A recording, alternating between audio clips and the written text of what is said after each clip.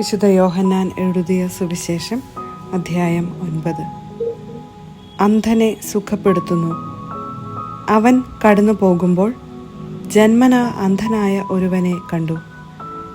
ശിഷ്യന്മാർ യേശുവിനോട് ചോദിച്ചു, റബ്ബി, ഇവൻ അന്ധനായി ജനിച്ചത് ആരുടെ പാപം നിമിത്തമാണ്? ഇവൻ്റെയോ ഇവൻ്റെ മാതാപിതാക്കന്മാരുടെയോ?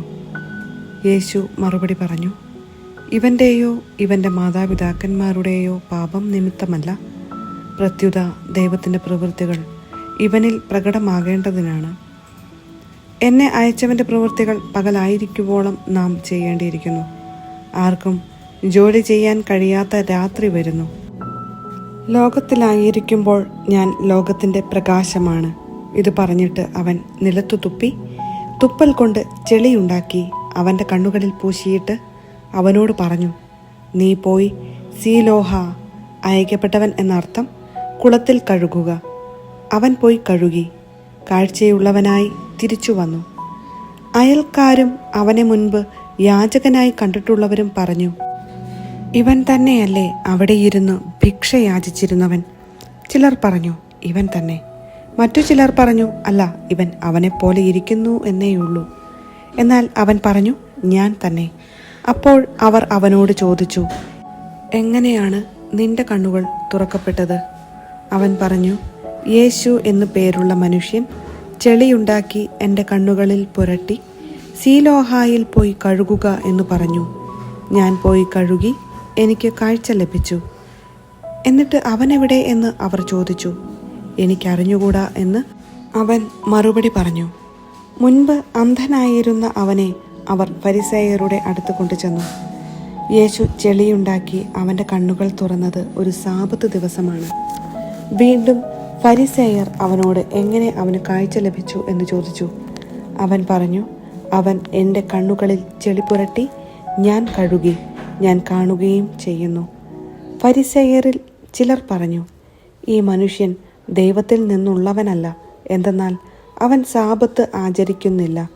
എന്നാൽ മറ്റുള്ളവർ പറഞ്ഞു, പാപിയായ ഒരു മനുഷ്യന് എങ്ങനെ ഇത്തരം അടയാളങ്ങൾ പ്രവർത്തിക്കാൻ കഴിയും? അങ്ങനെ അവരുടെ ഇടയിൽ ഭിന്നതയുണ്ടായി. അപ്പോൾ ആ അന്ധനോട് വീണ്ടും അവർ ചോദിച്ചു, അവൻ നിന്റെ കണ്ണുകൾ തുറന്നല്ലോ, അവനെപ്പറ്റി നീ എന്തു പറയുന്നു? അവൻ പറഞ്ഞു, അവൻ ഒരു പ്രവാചകനാണ്. അവൻ അന്ധനായിരുന്നെന്നും കാഴ്ച പ്രാപിച്ചെന്നും കാഴ്ച ലഭിച്ചവൻ്റെ മാതാപിതാക്കന്മാരെ വിളിച്ചു ചോദിക്കുവോളം യഹൂദർ വിശ്വസിച്ചില്ല. അവർ ചോദിച്ചു, അന്ധനായി ജനിച്ചു എന്നു നിങ്ങൾ പറയുന്ന നിങ്ങളുടെ മകൻ ഇവനാണോ? ആണെങ്കിൽ എങ്ങനെയാണ് അവനിപ്പോൾ കാണുന്നത്? അവൻ്റെ മാതാപിതാക്കന്മാർ പറഞ്ഞു, അവൻ ഞങ്ങളുടെ മകനാണെന്നും അവൻ അന്ധനായി ജനിച്ചു എന്നും ഞങ്ങൾക്കറിയാം.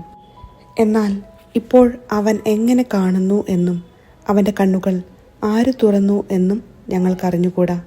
അത് അവനോട് തന്നെ ചോദിക്കുവിൻ. അവന് പ്രായം ആയല്ലോ, തന്നെക്കുറിച്ച് അവൻ തന്നെ പറയും.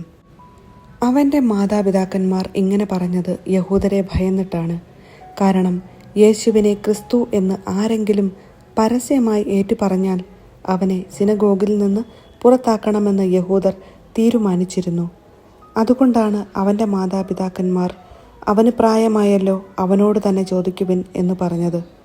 അന്ധനായിരുന്ന അവനെ യഹൂദർ വീണ്ടും വിളിച്ച് അവനോട് പറഞ്ഞു, ദൈവത്തെ മഹത്വപ്പെടുത്തുക. ആ മനുഷ്യൻ പാപിയാണെന്ന് ഞങ്ങൾക്കറിയാം. അവൻ പറഞ്ഞു, അവൻ പാപിയാണോ എന്ന് എനിക്കറിഞ്ഞുകൂടാ. എന്നാൽ ഒരു കാര്യം എനിക്കറിയാം, ഞാൻ അന്ധനായിരുന്നു, ഇപ്പോൾ ഞാൻ കാണുന്നു. അവർ ചോദിച്ചു, അവൻ നിനക്ക് വേണ്ടി എന്തു ചെയ്തു? എങ്ങനെയാണ് അവൻ നിന്റെ കണ്ണുകൾ തുറന്നത്? അവൻ മറുപടി പറഞ്ഞു, നിങ്ങളോട് ഞാൻ പറഞ്ഞു കഴിഞ്ഞുവല്ലോ, അപ്പോൾ നിങ്ങൾ കേട്ടില്ല. എന്തുകൊണ്ടാണ് വീണ്ടും കേൾക്കാൻ നിങ്ങൾ ആഗ്രഹിക്കുന്നത്? നിങ്ങളും അവൻ്റെ ശിഷ്യരാകുവാൻ ഇച്ഛിക്കുന്നുവോ? അവനെ ശകാരിച്ചുകൊണ്ട് അവർ പറഞ്ഞു, നീയാണ് അവൻ്റെ ശിഷ്യൻ, ഞങ്ങൾ മോശയുടെ ശിഷ്യന്മാരാണ്. ദൈവം മോശയോട് സംസാരിച്ചുവെന്ന് ഞങ്ങൾക്കറിയാം. എന്നാൽ ഈ മനുഷ്യൻ എവിടെ നിന്നാണെന്ന് ഞങ്ങൾക്കറിഞ്ഞുകൂടാ. അവൻ മറുപടി പറഞ്ഞു, ഇത് വിചിത്രമായിരിക്കുന്നു. അവൻ എവിടെ നിന്നാണെന്ന് നിങ്ങൾ അറിയുന്നില്ല. എന്നാൽ അവൻ എൻ്റെ കണ്ണുകൾ തുറന്നു. ദൈവം പാപികളുടെ പ്രാർത്ഥന കേൾക്കുകയില്ലെന്ന് നമുക്കറിയാം. എന്നാൽ ദൈവത്തെ ആരാധിക്കുകയും അവൻ്റെ ഇഷ്ടം പ്രവർത്തിക്കുകയും ചെയ്യുന്നവൻ്റെ പ്രാർത്ഥന ദൈവം ശ്രവിക്കുന്നു. അന്ധനായി പിറന്ന ഒരു മനുഷ്യൻ്റെ കണ്ണ് ആരും തുറന്നതായി ലോകാരംഭം മുതൽ ഇന്നോളം കേട്ടിട്ടില്ല. ഈ മനുഷ്യൻ ദൈവത്തിൽ നിന്നുള്ളവനല്ലെങ്കിൽ ഒന്നും ചെയ്യാൻ അവന് കഴിയുമായിരുന്നില്ല. അപ്പോൾ അവർ പറഞ്ഞു, തികച്ചും പാപത്തിൽ പിറന്ന നീ ഞങ്ങളെ പഠിപ്പിക്കുന്നുവോ? അവർ അവനെ പുറത്താക്കി. ആത്മീയ അന്ധത. അവർ അവനെ പുറത്താക്കി എന്ന് യേശു കേട്ടു. അവനെ കണ്ടപ്പോൾ യേശു ചോദിച്ചു, മനുഷ്യപുത്രനിൽ നീ വിശ്വസിക്കുന്നുവോ? അവൻ ചോദിച്ചു, കർത്താവേ, ഞാൻ അവനിൽ വിശ്വസിക്കേണ്ടതിന് അവൻ ആരാണ്? യേശു പറഞ്ഞു, നീ അവനെ കണ്ടു കഴിഞ്ഞു. നിന്നോട് സംസാരിക്കുന്നവൻ തന്നെയാണ് അവൻ. കർത്താവേ, ഞാൻ വിശ്വസിക്കുന്നു എന്ന് പറഞ്ഞുകൊണ്ട് അവൻ യേശുവിനെ പ്രണമിച്ചു. യേശു പറഞ്ഞു, കാഴ്ചയില്ലാത്തവർ കാണുകയും കാഴ്ചയുള്ളവർ അന്ധരായി തീരുകയും ചെയ്യേണ്ടതിന് ന്യായവിധിക്കായിട്ടാണ് ഞാൻ ഈ ലോകത്തിലേക്ക് വന്നത്. അവൻ്റെ അടുത്തുണ്ടായിരുന്ന ഏതാനും ഫരിസേയർ ഇതു കേട്ട് അവനോട് ചോദിച്ചു, അപ്പോൾ ഞങ്ങളും അന്ധരാണോ? യേശു അവരോട് പറഞ്ഞു, അന്ധരായിരുന്നെങ്കിൽ നിങ്ങൾക്ക് പാപം ഉണ്ടാകുമായിരുന്നില്ല. എന്നാൽ ഞങ്ങൾ കാണുന്നു എന്ന് നിങ്ങൾ പറയുന്നു, അതുകൊണ്ട് നിങ്ങളിൽ പാപം നിലനിൽക്കുന്നു.